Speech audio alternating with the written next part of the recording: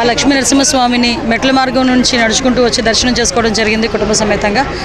ఈరోజు రావడం నా అదృష్టంగా, మెట్ల మార్గం నుంచి వచ్చి దర్శించుకోవడం నా అదృష్టంగా భావిస్తున్నాను.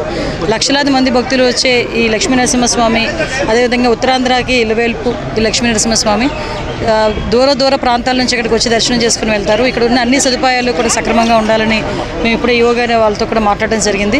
మెట్ల మార్గం నుంచి వచ్చేటప్పుడు కూడా కొన్ని మెట్లు లాస్ట్ గవర్నమెంట్లో మేము ఉండేటప్పుడు కొత్త మెట్లు కన్స్ట్రక్షన్ చేయడానికి కూడా సిద్ధపడ్డారు అప్పుడు అశోక్ గజపతిరాజు గారు.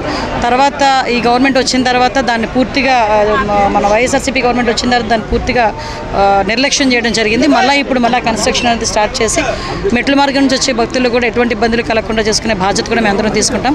ఆ లక్ష్మీ నరసింహస్వామి ఆశీస్సులు మా అందరి మీద, అతి ముఖ్యంగా చంద్రబాబు నాయుడు గారి మీద, పవన్ కళ్యాణ్ గారి మీద, లోకేష్ గారి మీద, అందరి మీద ఉండాలని మనస్ఫూర్తిగా కోరుకుంటూ అందరూ కూడా ఆయురారోగ్యాలతో ఉండాలని మనస్ఫూర్తిగా కోరుకుంటున్నాం.